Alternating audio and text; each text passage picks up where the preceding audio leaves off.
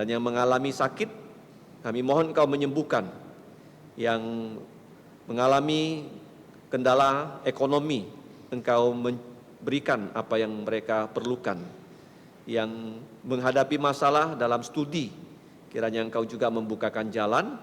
Dalam masalah rumah tangga dan setiap masalah yang kami hadapi, kami serahkan ke dalam pimpinan-Mu.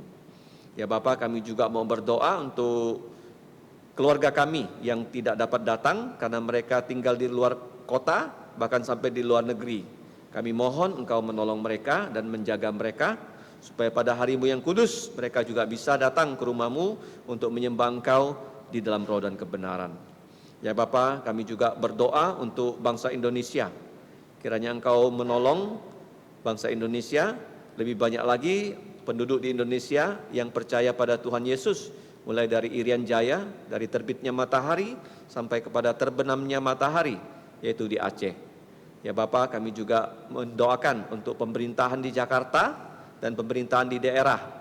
Kiranya mereka dapat membasmi kejahatan dan mendorong masyarakat untuk melakukan kebaikan-kebaikan.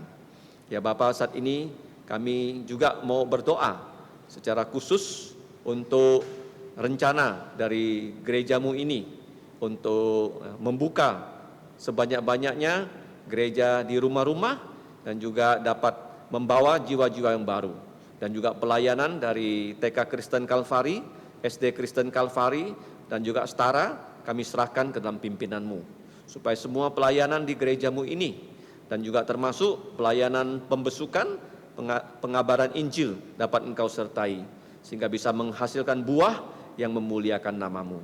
Ya Bapa, kami serahkan doa kami ini, kami mengucap syukur hanya di dalam nama Tuhan Yesus. Amin. Silakan duduk.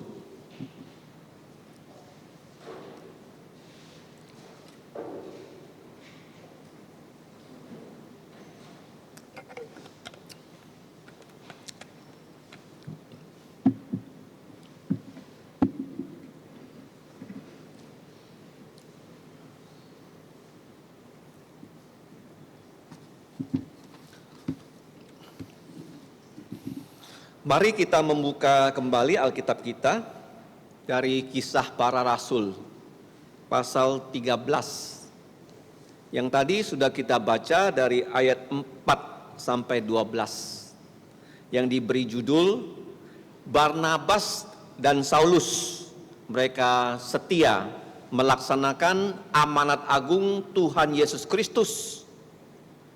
Dan pertanyaannya, bagaimana dengan kita?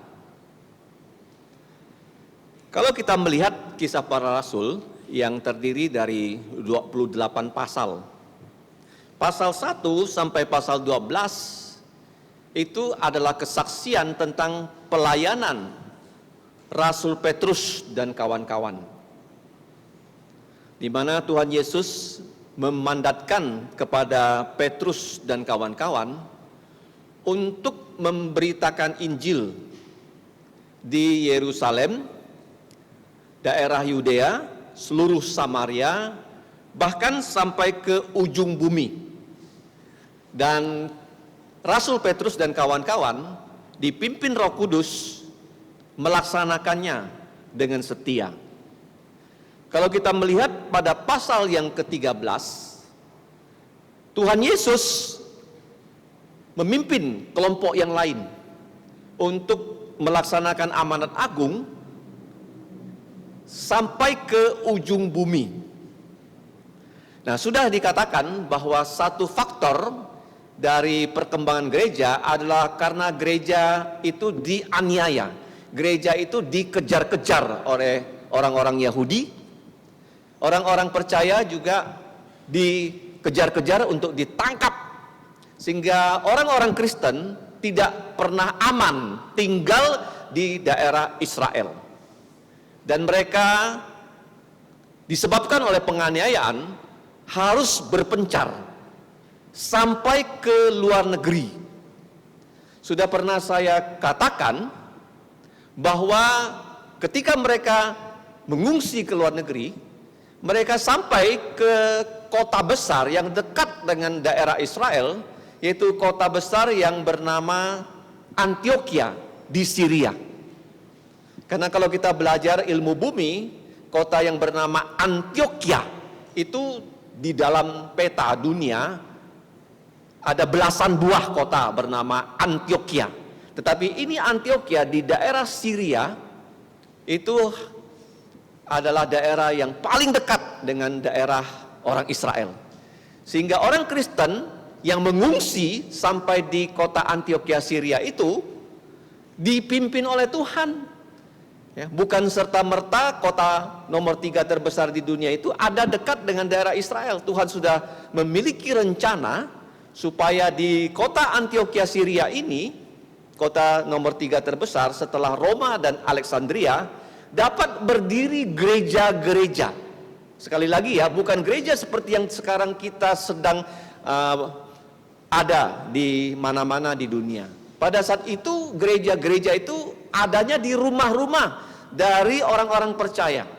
Kalau kita baca di pasal 12, gereja itu bertemu di rumahnya Maria, ibunya dari Yohanes Markus. Mereka bertemu di situ. Jadi waktu Yesus mengadakan Paskah ya, di Yerusalem sebelum dia disalib, itu juga di rumah, di ruang atas yang dia pinjam. Tetapi rumahnya cukup besar, bisa memuat 120 orang.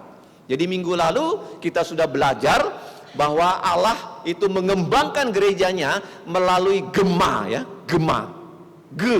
Gereja rumah, gema, kemudian gema, grup evangelis, misi amanat agung. Apalagi gema yang membuat gereja bisa berkembang. Gerakan membaca Alkitab. Jadi kalau kita yang berada di dalam gereja rajin membaca Alkitab, maka gereja itu akan berkembang. Jadi dimulai dengan anak-anak Tuhan memahami firman Tuhan, sehingga firman Tuhan itu bisa kita bagikan kepada orang lain. Itu namanya pertumbuhan rohani. Baru setelah rohani kita bisa bertumbuh, Tuhan membuat orang yang percaya bertambah, bukan hanya di Yerusalem Yudea, tapi di Antioquia. Dan gereja yang di Antioquia itu dilayani bukan hanya, kalau kita melihat minggu yang lalu, hanya orang Yahudi, tetapi juga ada gembala-gembala di gereja, di rumah-rumah itu ya, yang bukan orang Yahudi. Yang disebut, kalau kita ingat, ada 5 gembala di situ. Minggu yang lalu sudah kita pelajari. Barnabas, Simeon. Nah, Simeon itu disebut ya, orang hitam. Lukius itu dari Kirene ya. Simeon itu dari Kirene ya. Kemudian kalau kita lihat Lukius itu disebut orang hitam. Di situ ada siapa lagi?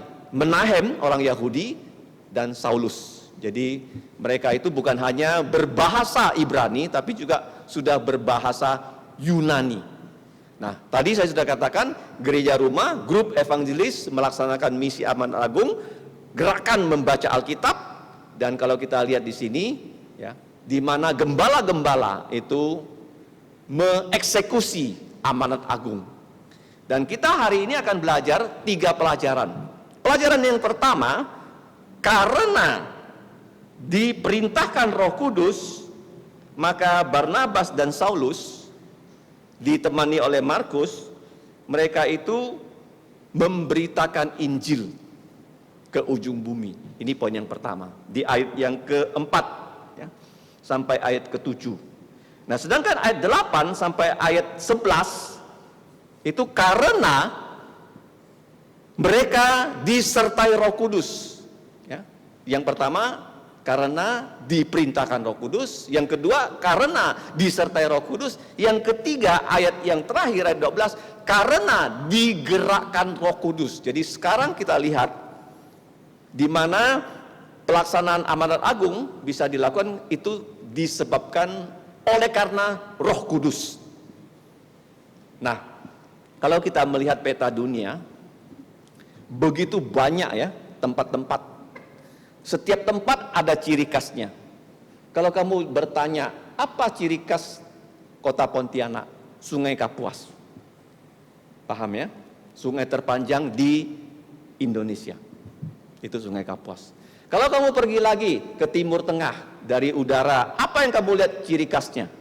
Di situ memang ada Danau Galilea yang cantik, Tapi bangunan manusia langsung kelihatan ini piramid. Kalau kamu mencari Timur Tengah ya, dari peta yang begitu besar ini, kamu putar-putar di sini, kamu melihat Timur Tengah, nah di situ ada gambar piramid. Nah, tapi kalau kita lihat landmark ini ya, dari dunia, itu dibangun oleh manusia. Kalau kita ke Jakarta ada Monas, kalau kita ke New York ada Patung Liberty, kalau kita ke Paris ada Menara Eiffel. Nah, tetapi semua monumen-monumen itu dibangun oleh manusia untuk mengingat apa yang sudah terjadi sebelumnya. Seperti Monas. Kenapa Bung Karno itu membangun Monas?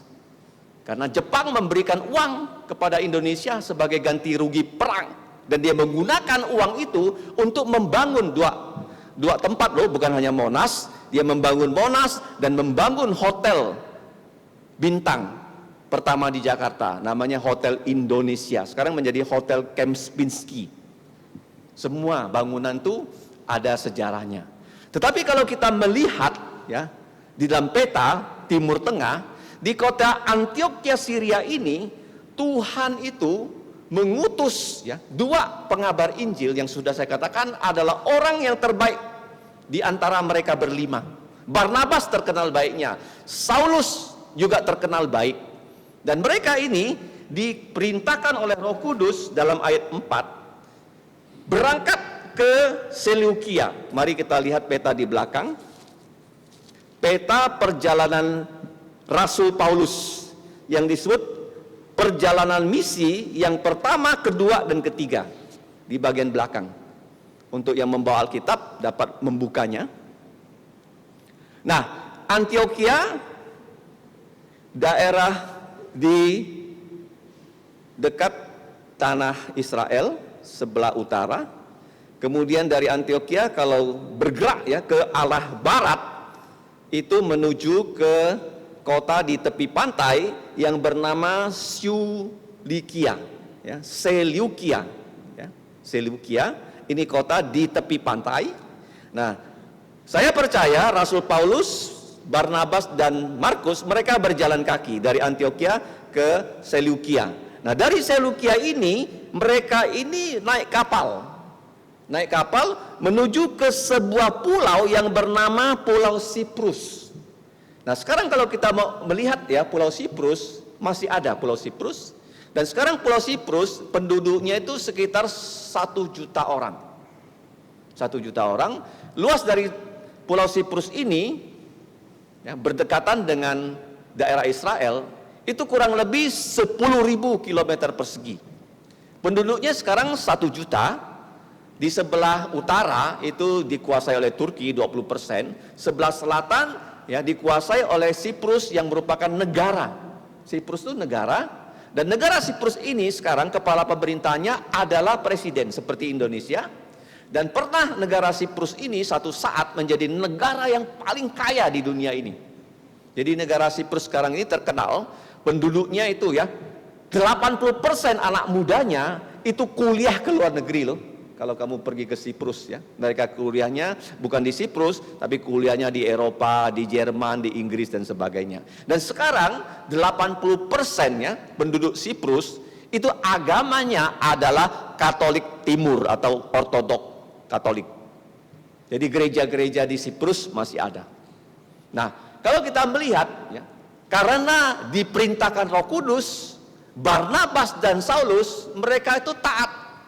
Pergi dari Antioquia, berjalan kaki ke Seleukia, dan terus naik kapal ke Siprus. Dan kalau kita baca di Siprus, mereka sampai di sebuah kota yang berada di bagian timur dari Pulau Siprus, yaitu kota yang bernama Salamis. Salamis.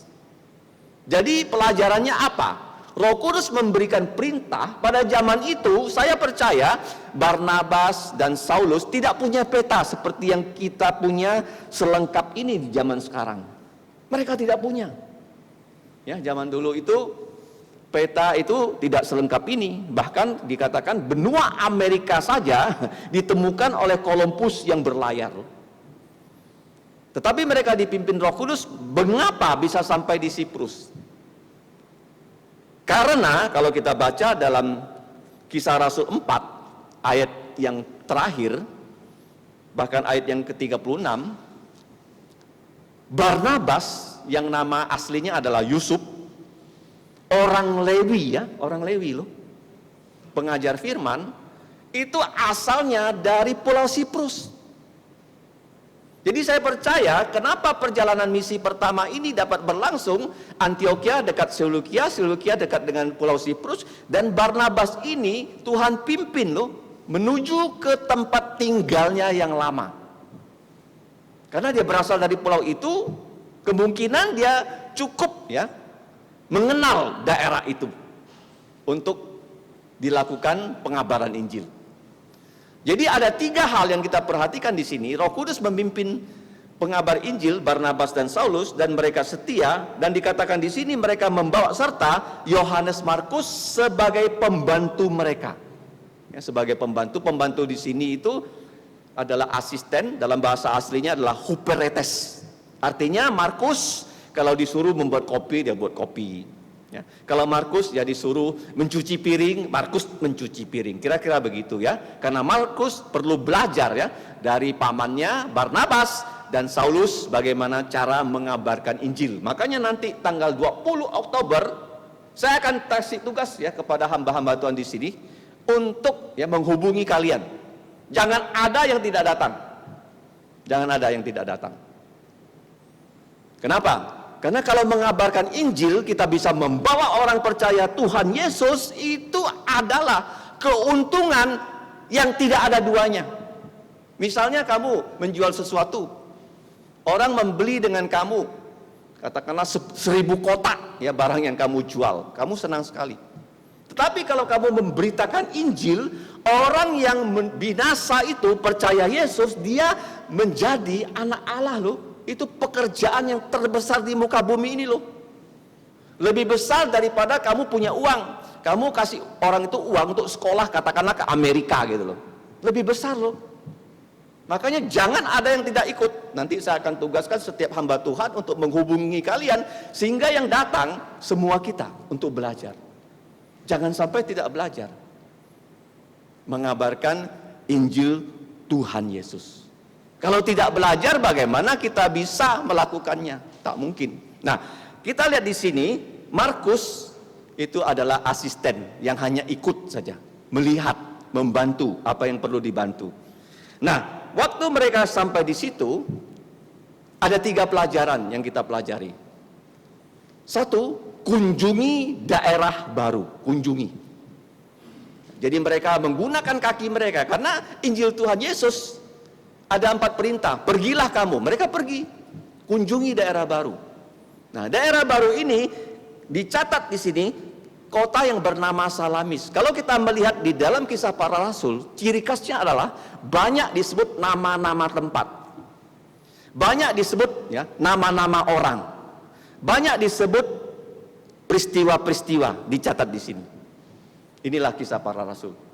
Kota Salamis berada di sebelah timur, itu dikunjungi sebagai daerah baru. Yang kedua, mereka itu kabarkan Injil firman Allah di setiap rumah pertemuan orang Yahudi. Ya, kunjungi daerah baru, kabarkan ya firman Tuhan Injil ke setiap rumah. Dalam hal ini di sini adalah rumah pertemuan orang Yahudi. Nah, kenapa kota Antioquia terletak dekat dengan Israel? Karena Tuhan sudah punya rencana. Di gereja itu akan banyak orang percaya, gereja itu menjadi gereja yang cukup secara ekonomi, bisa mengirim pengabar Injil ke luar negeri.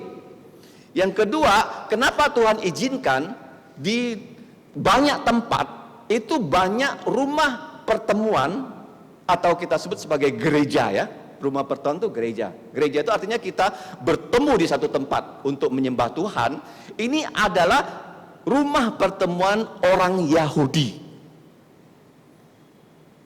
Kalau kita membaca Injil Tuhan Yesus, Yesus selalu masuk ya ke rumah pertemuan orang Yahudi. Kenapa begitu? Tuhan mengizinkan Bait Allah diruntuhkan oleh Nebukadnezar.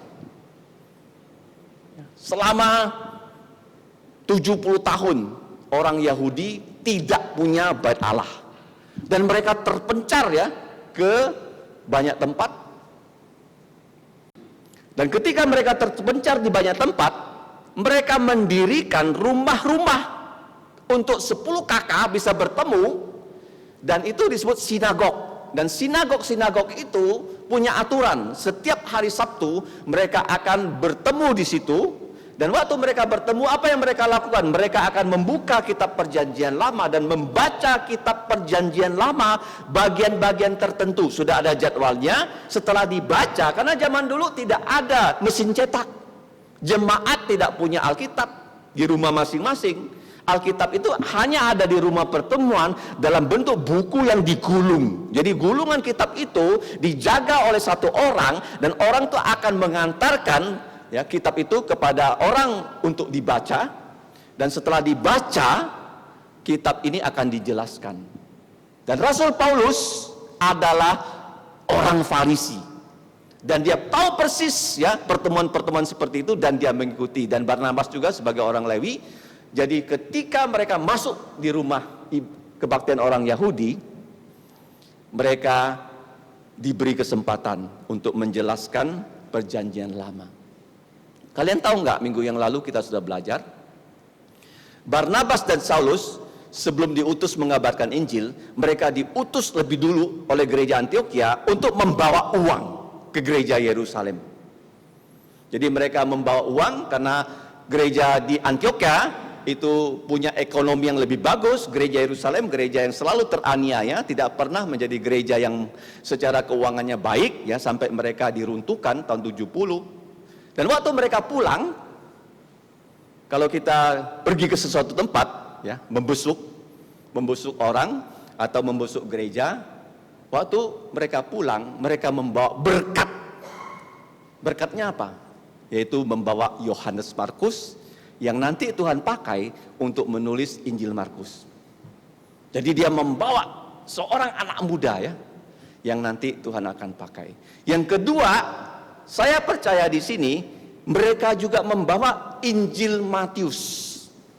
Kenapa Injil Matius? Karena Injil Matius menurut penelitian sudah ditulis oleh Matius, Rasul Tuhan Yesus, orang Lewi, ya, putranya Alfeus, pada tahun 45 sudah ditulis di gereja Yerusalem. Nah, waktu Paulus dan Barnabas menuju ke kota Yerusalem memberikan ya bantuan keuangan dari gereja Antioquia, waktu itu perkiraannya adalah tahun 46. Jadi mereka, saya percaya, sudah membawa pulang Injil Matius dalam bahasa Yunani. Nah, jadi waktu mereka sampai di pertemuan orang-orang Yahudi di rumah ibadat mereka pada hari Sabtu, mereka punya kesempatan menjelaskan kepada orang-orang Yahudi di sana bahwa kalau kalian hanya percaya perjanjian lama saja, kalian tidak bisa selamat.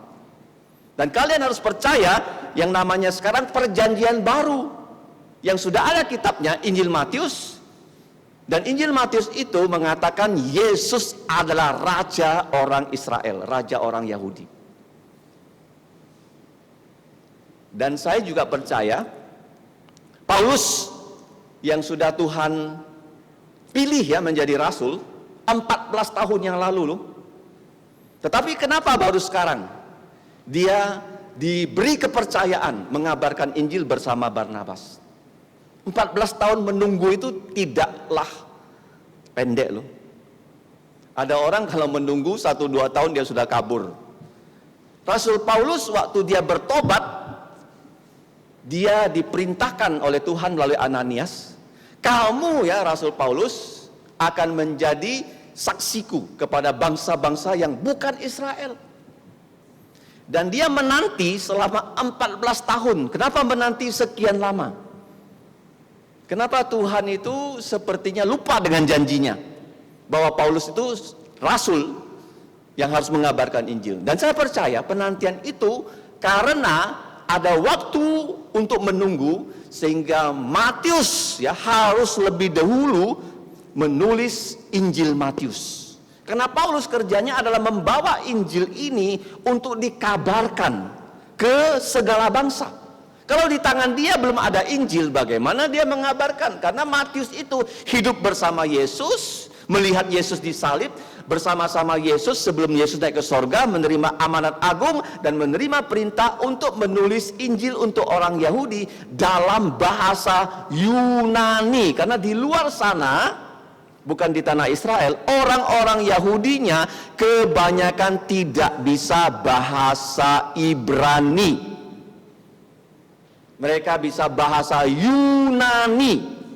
Karena waktu itu memang ya, bahasa dunia bahasa Yunani, seperti sekarang bahasa Inggris. Dan Paulus itu membawa Injil ini bersama Barnabas ke rumah-rumah pertemuan orang Yahudi, mengatakan, kalau kalian hanya percaya perjanjian lama dalam bahasa Ibrani, Aramik, tanpa perjanjian baru bahasa Yunani, kalian tidak bisa masuk surga. Jadi dia menanti 14 tahun loh.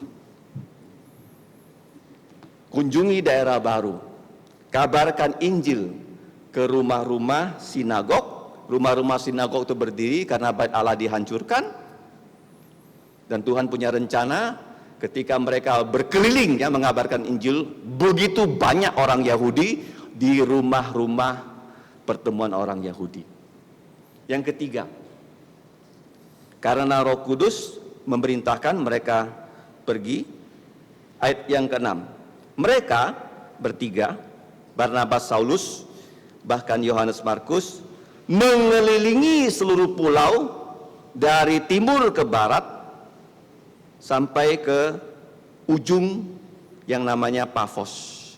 Jadi yang ketiga, kelilingi daerah baru. Yang pertama, kunjungi daerah baru. Yang kedua, kabarkan ya Tuhan Yesus di setiap rumah. Yang ketiga, kelilingi. Kenapa keliling? Kalau kamu membaca Tuhan Yesus selama dia 3,5 tahun melayani di tanah Palestina, seluruh daerah dia sudah jelajahi loh. Dia sudah melayani di seluruh daerah Galilea, dia sudah melayani di daerah Dekapolis, dia juga sudah melayani di daerah seberang Yordan, dia sudah melayani di Samaria, dia melayani di Yudea, dia melayani di Yerusalem. Tidak ada daerah yang tidak pernah Tuhan Yesus injakkan kakinya. Ya, kalau sekarang kamu disuruh jadi sales, diberi satu wilayah, katakanlah Pontianak, kamu berkeliling ke seluruh kecamatan menjual produk, dan bosmu kamu pasti senang karena kamu rajin berkeliling. Saya ingat ya, taksi, kenapa taksi bisa banyak penumpangnya? Karena dia tidak pernah menunggu di satu tempat, dia selalu berkeliling ya. Dulu kan belum ada taksi online ya, dia selalu berkeliling. Karena dia berkeliling ya, penumpang-penumpang yang ada di tempat tertentu yang dia tidak ketahui, dia lewat dan orang itu masuk. Begitu juga ya kita mengabarkan Injil. Kunjungi daerah baru. Yang kedua, kabarkan Injil Tuhan Yesus ke rumah-rumah. Ketiga, kelilingi daerah itu sampai ya semua tempat kita kabarkan Injil. Nah, kalau kalian lihat peta di bagian belakang, Pulau Siprus, kota paling timurnya adalah Salamis, kota paling barat ini adalah Pulau Siprus, kotanya namanya Pafos. Karena diperintahkan Roh Kudus, mereka setia. Itu poin yang pertama.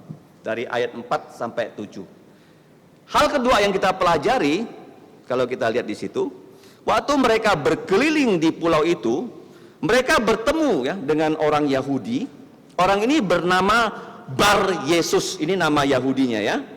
Dia adalah seorang tukang sihir, ya, dukun ya, kalau bahasa sekarang itu dukun, dan nabi palsu. Kenapa tukang sihir, dukun itu ada kaitannya dengan nabi palsu? Nabi palsu ini adalah seperti zaman sekarang tuh peramal, meramalkan nasib orang.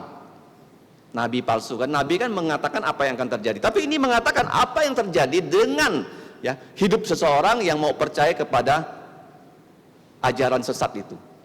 Nah, dia seorang tukang sihir, bahkan nabi palsu, tapi di sini ayat ke-7 ya, dia merupakan kawan dari gubernur pulau itu yang namanya Sergius Paulus, yang adalah orang cerdas Dan gubernur itu memanggil Barnabas dan Saulus karena ia ingin mendengarkan firman Allah. Nah, jadi kalau kita lihat di ayat 6 dan 7, waktu mereka berkeliling di rumah-rumah ibadah orang Yahudi yang namanya sinagog, mereka memberitakan Injil. Jadi pemberitaan Injil itu sudah sampai kepada orang-orang Yahudi dan orang yang datang ke rumah pertemuan itu. Dan akhirnya saya percaya keberadaan dari 3 orang ini, ya, Barnabas, Saulus, dan Markus, diketahui oleh gubernur. Diketahui oleh gubernur. Tetapi di sini ada satu hal yang dicatat Alkitab. Gubernur ini punya teman. Ya, pastilah kalau pejabat itu banyak teman, ya. Tapi temannya ini dikatakan oleh Alkitab bukan orang biasa, tetapi dia bernama Bar Yesus. Nanti kita baca ayat 8, namanya dalam bahasa Yunani adalah Elimas, seorang dukun. Kenapa bisa seorang pejabat yang paling tinggi di Pulau Siprus, gubernurnya, punya teman itu dukun? Ya kan? Kalau kita membaca kitab Wahyu, banyak, ya, penguasa di dunia ini menjadi penguasa karena mengandalkan kuasa gelap. Saya pernah mendengarkan cerita bahwa mengapa Presiden Soeharto bisa 32 tahun mencengkeram Indonesia. Menurut cerita, dia banyak berhubungan dengan dukun-dukun, terutama istrinya. Jadi tidak heran, ya, bahwa penguasa dunia ini mereka berkuasa karena kuasa gelap. Kuasa gelap itu bisa membuat, ya, manusia-manusia itu dijajah. Jadi Pulau Siprus bukan pulau yang besar, tetapi Tuhan katakan di sini gubernurnya itu akhirnya mendengarkan kedatangan 3 orang. Nah, kalau kita datang ke satu tempat, ya, kita sampai di situ, belum tentu, ya, kita bisa bertemu dengan gubernur, kan? Tetapi kenapa mereka ini bisa punya kesempatan bertemu dengan gubernur?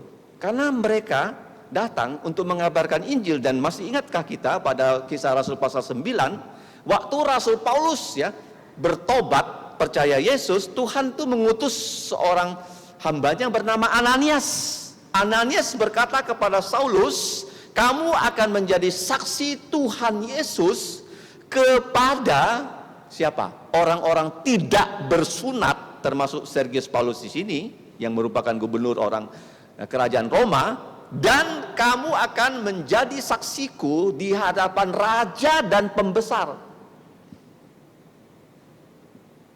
Pembesar di sini yang namanya gubernur disebut oleh Tuhan, sehingga kita tahu ini merupakan penepatan janji dari Tuhan Yesus kepada Saulus.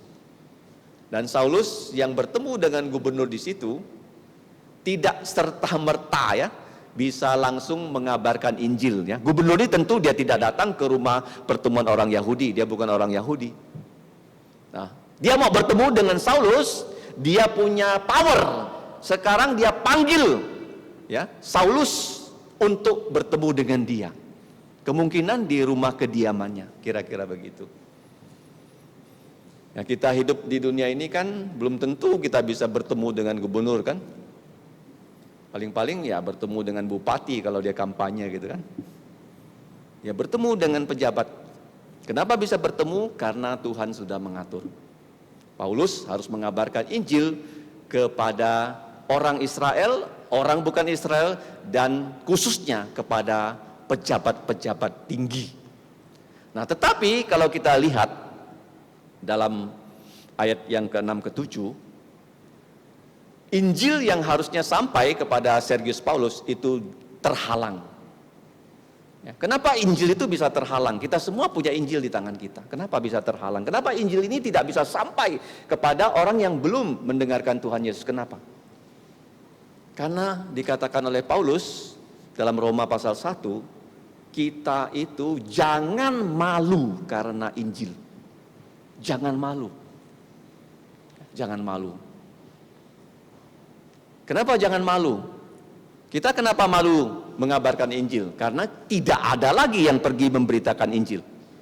Gereja-gereja supaya mereka itu tidak merasa bersalah, ya, bahwa mereka tidak mengabarkan Injil.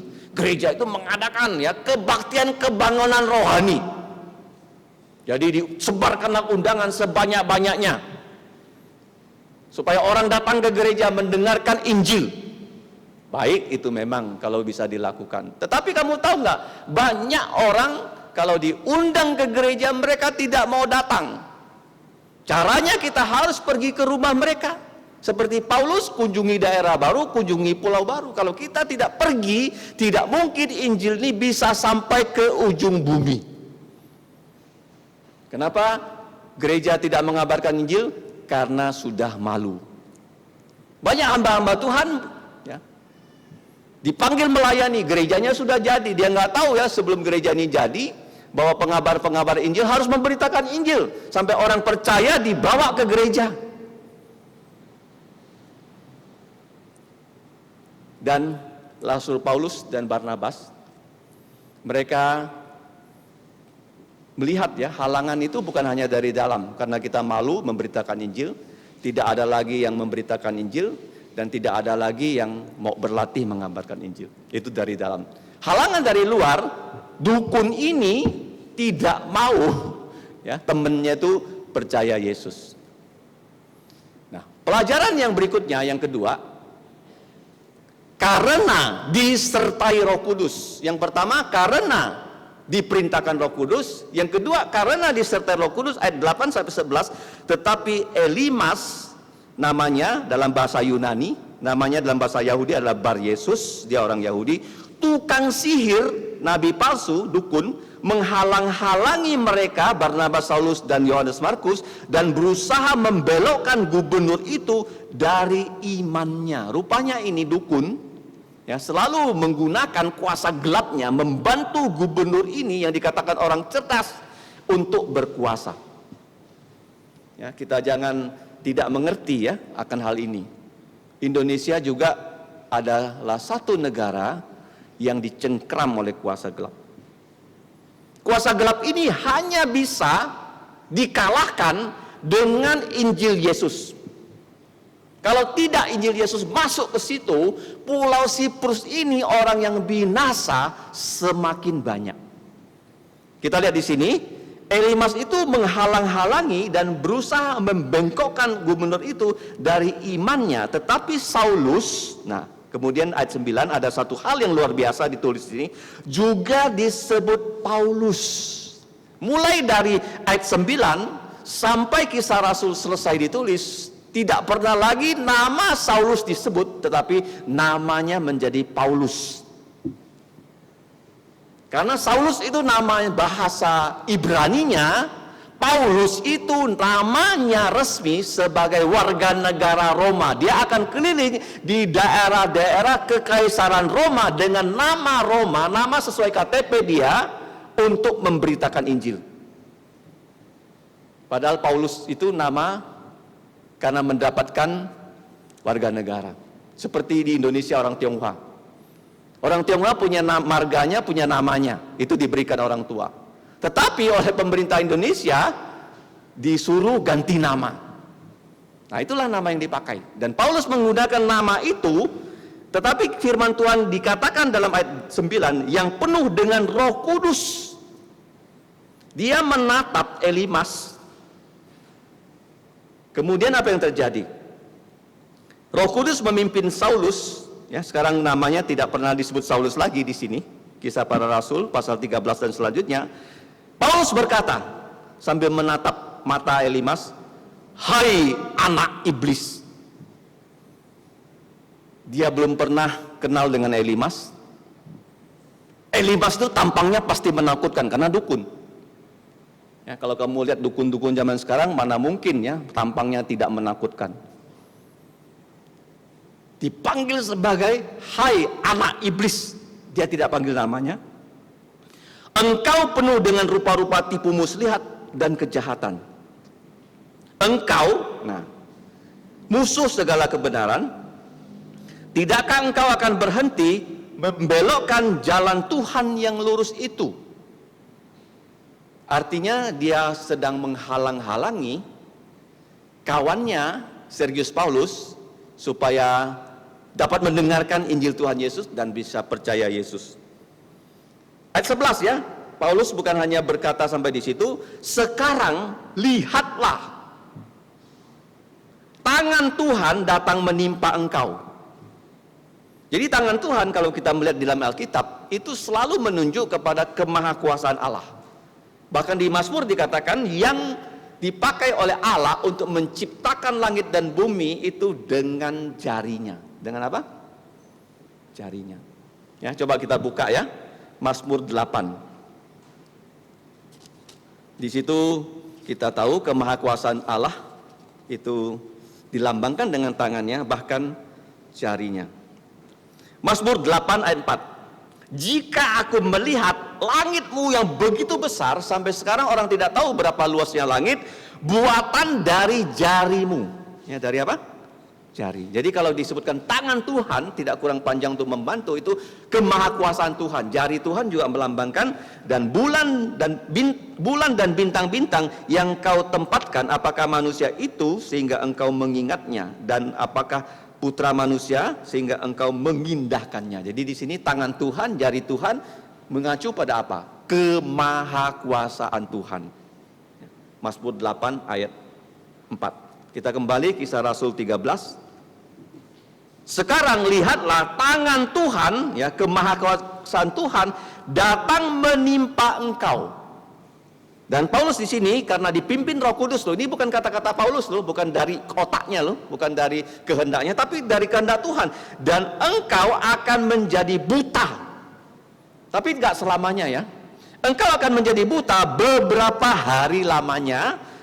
Engkau tidak dapat melihat matahari.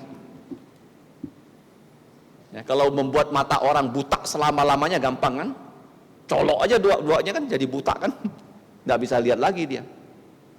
Tetapi ini karena kemahakuasaan Tuhan, mata kita Tuhan yang buat, Tuhan bisa bikin buta dalam beberapa hari, dan Tuhan buat matanya bisa melihat kembali.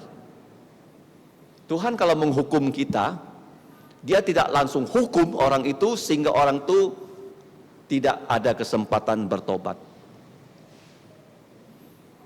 Kamu masih ingat belum?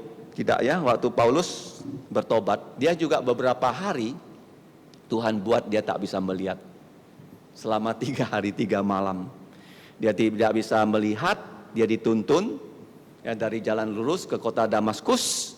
Dan waktu dia tidak bisa melihat, dia berlutut, dia berdoa, dia tidak makan, dia tidak minum 3 hari 3 malam. Dan ini terjadi dengan Elimas, tapi tidak disebut berapa lama orang ini buta. Nah, dikatakan setelah Paulus mengatakan ya, kata-kata Tuhan yang keluar dari mulutnya, itu bukan kata-kata Paulus tuh, Roh Kudus berbicara lewat mulutnya Paulus. Apa yang terjadi? Dan seketika itu juga, ini nggak tunggu-tunggu loh, begitu dikatakan hal itu terjadi. Kalau zaman sekarang kan di gereja-gereja karismatik ya, diadakan kebaktian penyembuhan. Ayo, siapa yang sakit datang ke gereja, pendeta akan doakan dan kalian bisa sembuh. Apakah betul? Semua itu adalah bohong. Tidak ada lagi Tuhan memberikan karunia kepada hamba Tuhan untuk melakukan mujizat. Kita bisa berdoa dan orang yang sakit kanker bisa sembuh. Tetapi tidak ada lagi begitu kita katakan kau pincang, kamu berdiri dan jalan, kamu sembuh. Waduh, kalau bisa begitu ya gereja kita penuh loh. Kamu sakit corona, langsung virus kamu habis, nggak usah karantina 14 hari, sembuh. Mana ada? Kalau betul hamba Tuhan sekarang bisa melakukan mujizat, pernah nggak kamu lihat di TV? Orang yang sakit corona, begitu ditengking coronanya pergi. Nggak ada.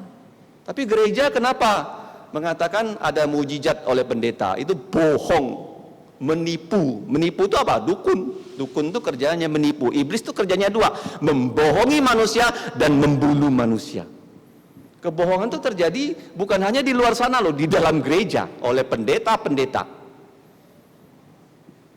Kalau saya dikasih karunia melakukan mujizat bisa meningking corona, wah gereja ini ya nggak muat loh. begitu ada yang sakit, tengking dalam nama Yesus, penyakitnya sembuh. Pasti di sini ya penuh, lebih penuh daripada Sudarso. Gak ada lagi. Tapi di sini kenapa Paulus masih bisa melakukan mujizat? Karena Paulus rasul loh. Ingat loh, dia rasul. Kenapa Tuhan kasih dia kuasa seperti itu? Karena Paulus ini Tuhan pakai mendirikan begitu banyak gereja perjanjian baru. Sebelumnya tidak ada gereja. Ya, sebelum dia pergi ke daerah itu, di situ tidak ada gereja. Dia dirikan gereja di situ. Dan Paulus juga ya menulis kitab perjanjian baru. Mulai dari kitab apa? Kitab Roma sampai 2 Timotius. Dan kitab Ibrani. Ada 14 kitab yang dia tulis. Dan kenapa dia bisa menulis? Karena dia rasul. Kalau dia rasul, dia harus bisa melakukan mujizat. Ini mujizat pertama yang dia lakukan. Ya, tidak dikatakan Barnabas melakukan mujizat ya. Rasul Paulus.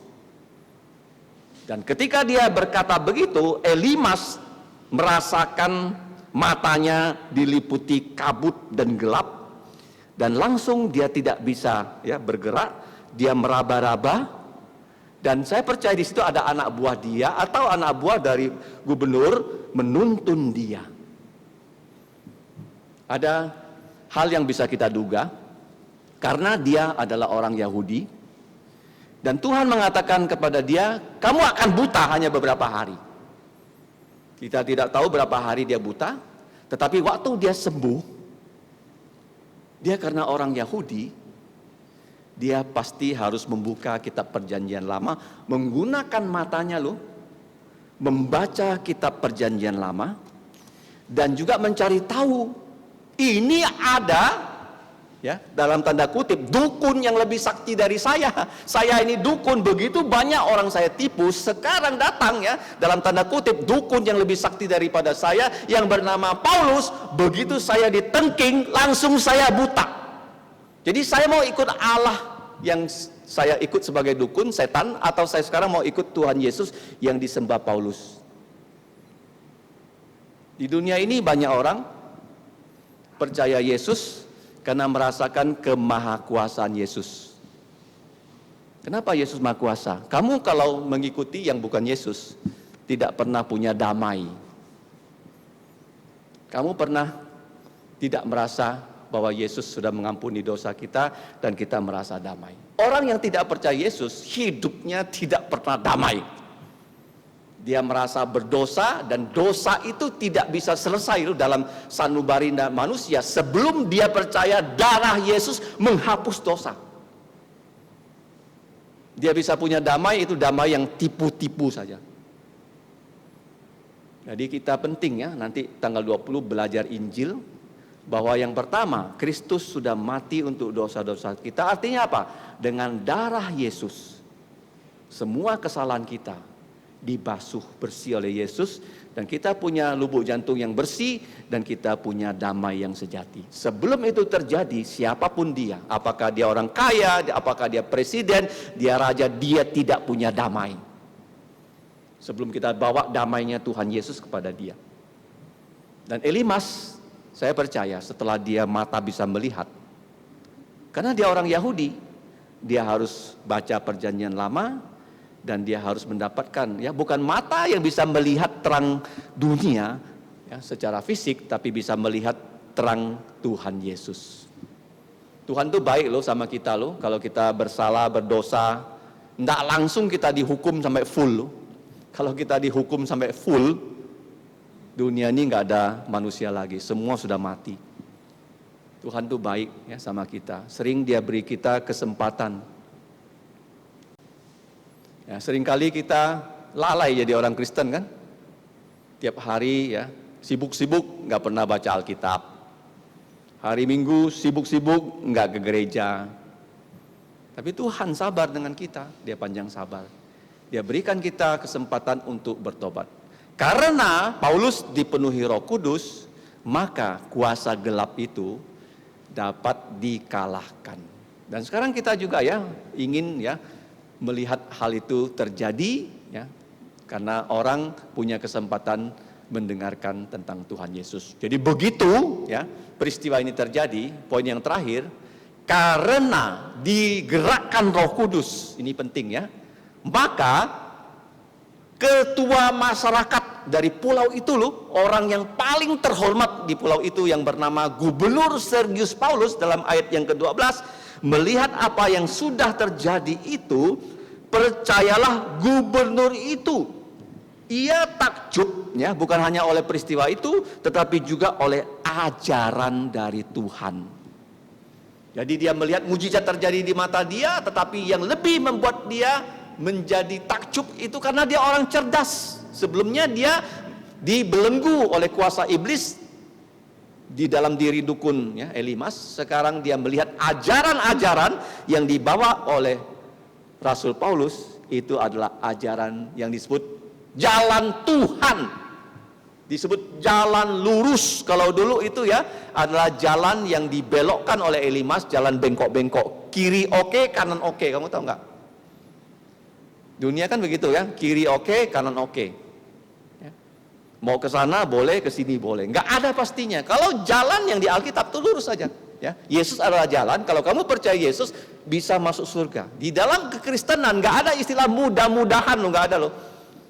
Saya paling nggak srek kalau dengar hamba Tuhan berkata begini, kita berdoa mudah-mudahan. Sering tuh saya dengar, mudah-mudahan. Nggak ada cerita mudah-mudahan. Kita berdoa supaya kehendak Tuhan jadi. Ya, dalam Yesus tuh semuanya amin dan iya. Jadi itu yang diberitakan oleh Paulus kepada Sergius Paulus, di highlight oleh Alkitab di sini, dia orang cerdas. Jadi sekarang kecerdasannya mendapatkan apa? Suatu kesempatan untuk belajar firman Tuhan. Dan karena didorong Roh Kudus, karena digerakkan oleh Roh Kudus, maka gubernur itu percaya Yesus. Dalam ajaran ya, kekristenan kita, Injil itu ya seperti yang diberikan pada kita, itu harus kita kabarkan loh. Kalau kita tidak buka mulut memperkenalkan Injil, orang nggak akan tahu Injil. Itu yang pertama.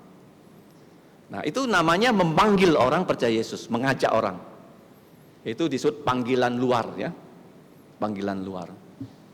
Bahwa Tuhan Yesus sudah mati untuk dosa kita, dia sudah dikubur, dia sudah bangkit pada hari ketiga, dia sudah menampakkan diri. Kita ceritakan itu panggilan luar, memanggil mereka supaya percaya Yesus. Tetapi kamu tahu nggak?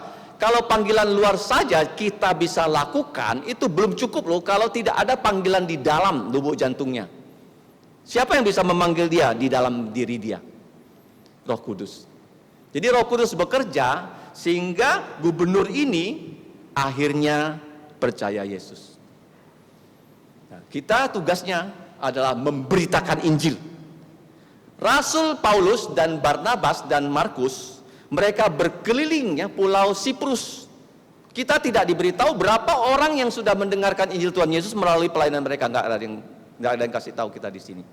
Tetapi di sini dikatakan ada satu gubernur yang percaya.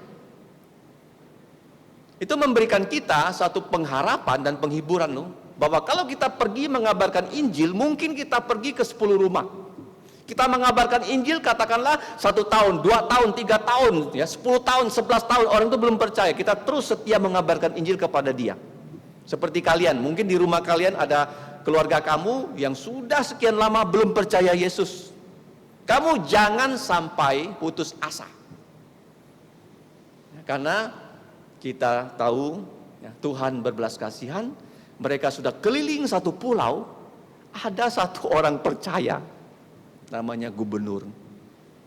Ya, coba ya mereka keliling satu pulau itu, nggak ada satu orang percaya. Begitu kecewanya. Contohnya kalau kita disuruh jualan kan, kita pergi kemana-mana nggak ada yang beli, gitu. Pasti kita sedih. Tapi di sini ada satu orang percaya. Artinya begini, kalau kita mengabarkan Injil kepada banyak orang, Tuhan punya belas kasihan. Ya, membawa satu jiwa percaya Yesus itu adalah pekerjaan Tuhan. Kenapa pekerjaan mereka ini disebut disertai oleh Roh Kudus? Karena selain mereka bisa mengalahkan kuasa kejahatan, mereka juga bisa membawa ya, orang dapat percaya Yesus. Jadi kita sudah belajar Barnabas dan Saulus setia melaksanakan ya, amanat agung Tuhan Yesus. Ada 3 hal. Karena mereka diperintahkan Roh Kudus, mereka kunjungi ya, daerah baru, kabarkan Injil ke rumah-rumah, dan kelilingi pulau itu. Yang kedua, mereka karena disertai oleh kuasa Roh Kudus. Yang ketiga, karena didorong oleh Roh Kudus, maka gubernur ini percaya Yesus. Pertanyaannya sekarang adalah, bagaimana dengan kita? Ini yang penting ya. Nah, tadi saya sudah katakan, kita adalah orang yang sudah percaya Yesus. Bagaimana dengan kita? Yang pertama, jangan kita tidak mengikuti ya, caranya dari para rasul yang merupakan cara yang benar ya untuk memberitakan Injil. Nah, kalau kita melihat ya peta yang tadi sudah saya tunjukkan, yaitu peta perjalanan pengabaran Injil Rasul Paulus dan kawan-kawan. Tadi sudah saya sebutkan bahwa kota Antioquia, di sebelahnya ada pelabuhan namanya Seleukia, dan mereka dipimpin berlayar ke Pulau Siprus. Nah, sekarang kita juga bisa ya, berdoa supaya Tuhan juga memimpin kita seperti Tuhan sudah memimpin perjalanan misi pertama ini. Yaitu kita sekarang kan punya peta. Peta apa? Peta katakanlah Kabupaten Kuburaya dan sekitarnya. Kita tempel peta itu di peta perjalanan misi. Kita mau melihat ya, kota mana yang paling dekat dengan kota Kuburaya, kota mana yang paling dekat dengan kota Pontianak. Kita berdoa loh, supaya kita diberi ya kemampuan oleh Tuhan untuk mengutus ya 2 pengabar Injil yang setia untuk mengabarkan Injil di daerah baru itu. Ini namanya apa? Teknik overlay. Ya, overlay ini peta lama, ya perjanjian lama kita buat ya di sini peta Kalimantan Barat. Dan kita berdoa ya kita bisa mengabarkan Injil. Itu yang pertama. Yang kedua ya, pengabaran Injil itu bukan hanya seperti perjalanan misi, kita bisa lakukan seperti Barnabas. Dia mengunjungi pulau di mana dia bertempat tinggal di situ. Barnabas ya. Jadi Barnabas mengunjungi Siprus karena dia berasal dari Siprus. Apa implikasinya untuk kita? Bagaimana dengan kita? Kita mulai dulu mengabarkan Injil kepada anggota keluarga kita yang belum percaya Yesus. Ya. Keluarga kita, kawan kita yang belum percaya Yesus. Ya, setelah itu baru kalau Tuhan izinkan kita bisa dipimpin ya memberitakan Injil ya kepada orang-orang yang belum kita kenal. Ya. Begitu kita ikut pelatihan, nanti gereja ya akan mengajak kalian ya pergi ke tempat-tempat yang kalian belum pernah pergi untuk mengabarkan Injil. Ya, memberitakan Yesus kepada mereka. Dan kita percaya kalau kita lakukan seperti itu, ya seperti orang menabur ya sebanyak-banyaknya benih, ya memang ada benih yang jatuh di jalan gak bisa tumbuh, jatuh di tanah tipis atau jatuh di semak belukar, tetapi ada benih yang jatuh di tanah yang subur, yang Tuhan garap ya lubuk jantungnya. Karena tidak ada tanah yang siap ya kalau tidak digarap oleh Roh Kudus. Dan kalau benih itu jatuh di tanah yang subur karena semak-semaknya sudah Tuhan cabut, maka benih firman Tuhan itu akan menghasilkan buah 30 kali lipat, 60 dan 100 kali lipat ya. Artinya orang itu bisa bertobat dan bisa percaya Yesus. Jadi hari ini kita sudah belajar Barnabas dan Saulus setia melakukan misi amanat agung, dan kita juga ya, berdoa ya supaya Tuhan memberikan kita kesempatan ya dan memberikan kita penyertaan supaya kita juga bisa melakukan hal yang sama ya. Bagaimana caranya? Kunjungi daerah baru, kemudian ya kabarkan Injil ke rumah-rumah, dan kita kelilingi daerah baru itu, dan kita tahu ya pekerjaan seperti itu disertai Roh Kudus, dan Tuhan akan menggugah orang yang mendengar untuk menerima Yesus sebagai juru selamat seperti Sergius Paulus menerima Tuhan Yesus. Dan kita melihat di Indonesia dan di Kalimantan Barat ya begitu banyak kota yang belum kita pergi ke sana untuk mengabarkan Injil. Karena itu ya pada tanggal 20 nanti ya kita semua menyempatkan diri ya untuk dilatih ya supaya kita bisa menjadi pengabar Injil ya. Seperti siapa? Barnabas dan Saulus. Tapi sebelum bisa menjadi Barnabas dan Saulus, kalian menjadi Markus dulu ya, menjadi asisten.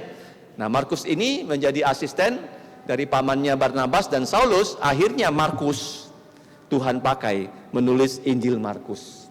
Jadi kita berharap ya kita semua bisa belajar dan melaksanakan pengabaran Injil. Mari kita berdoa. Bapa kami di surga, kami datang kepada Engkau mengucap terima kasih karena Tuhan Yesus sudah mengamanatkan kepada para rasul dan kepada semua orang yang percaya menjadi saksi untuk Tuhan Yesus di rumah masing-masing bahkan sampai ke ujung bumi. Ya Bapak, kami mau mendoakan pekerjaan pengabaran Injil ini supaya ketika kami berdoa, Engkau memberikan kami petunjuk dan memberikan kami kekuatan, memberikan kami sumber daya supaya bukan hanya kami pergi mengabarkan Injil, dan kami juga berdoa supaya gerejamu ini diberi kekuatan untuk mengutus pengabar-pengabar Injil ke tempat-tempat yang Engkau kehendaki. Seperti Engkau telah mengutus Barnabas dan Saulus, bahkan Yohanes Markus mengunjungi yaitu Pulau Siprus. Ya Bapak, kami sadar bahwa kami banyak kekurangan dalam melaksanakan amanat agung. Ada banyak halangan yang kami hadapi.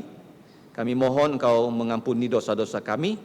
Dengan darah Yesus hapuskanlah pelanggaran kami, dan kami mau Engkau memberikan kami kesempatan yang baru sehingga kami bisa melaksanakan amanat agung ini, supaya banyak orang bisa mendengarkan Tuhan Yesus dan Roh Kudus bekerja dan lubuk jantung mereka untuk percaya Yesus.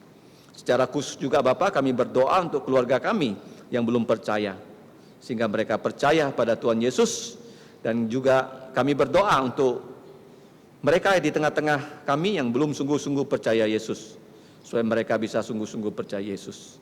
Jangan sampai ada yang binasa, melainkan semuanya bisa percaya dan diselamatkan. Demikianlah ya Bapa doa kami, hanya di dalam nama Tuhan Yesus kami berdoa dan mengucap syukur. Amin. Mari kita berdiri. Pujian kita yang terakhir adalah nomor 218. Ku bersandar pada Yesus. 218. Leong Pak Sipat Siwa. 218. Sin kau Jasu. Serahkanlah hidupmu kepada Tuhan dan percayalah kepadanya, dan Ia akan bertindak.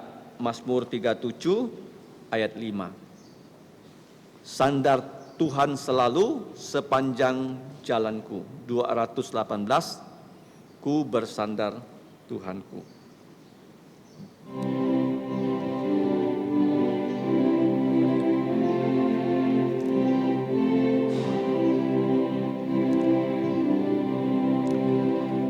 Sandar Tuhan selalu sepanjang jalan hidupku, meski lemah imanku, ku bersandar Tuhanku.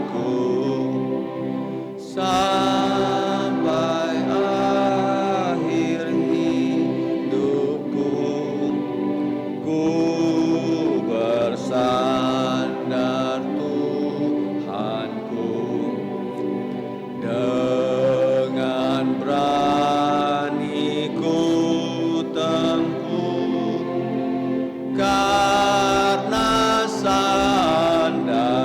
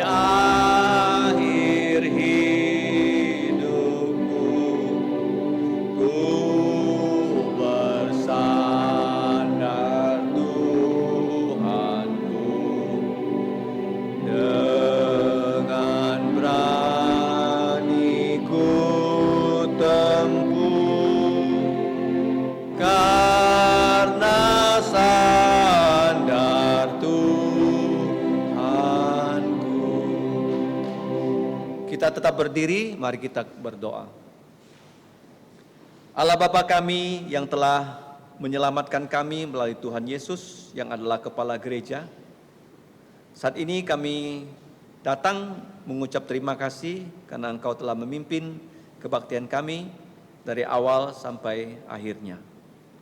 Ya Bapak, sebentar lagi kami akan berpisah dari ruang kebaktian ini, pulang ke rumah kami masing-masing. Kami kembali mempersembahkan kehidupan kami sebagai korban hidup kepada Engkau. Kami memohon Engkau memakai kami sebagai saksi untuk Injil Tuhan Yesus. Ya Bapa, Engkau juga melindungi kami. Setiap anak-anak-Mu, baik yang masih kecil, yang sudah sekolah, yang sudah bekerja, bahkan yang sudah berusia lanjut di rumah. Kiranya bukan hanya jasmani kami Engkau jaga, tetapi Engkau juga melindungi rohani kami. Sehingga kami dapat sungguh-sungguh bertumbuh dalam kerohanian, bisa menjadi berkat untuk orang yang ada di sekitar kami, supaya mereka bisa percaya Yesus. Ya Bapa, kami serahkan hidup kami ini ke dalam pimpinan-Mu, supaya nama-Mu saja yang ditinggikan, dimuliakan, karena Engkaulah yang punya kerajaan, kuasa, dan kemuliaan sampai selama-lamanya. Di dalam nama Tuhan Yesus, kami berdoa dan bersyukur. Amin. Amin.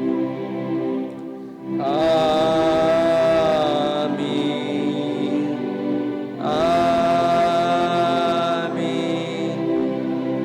Amin.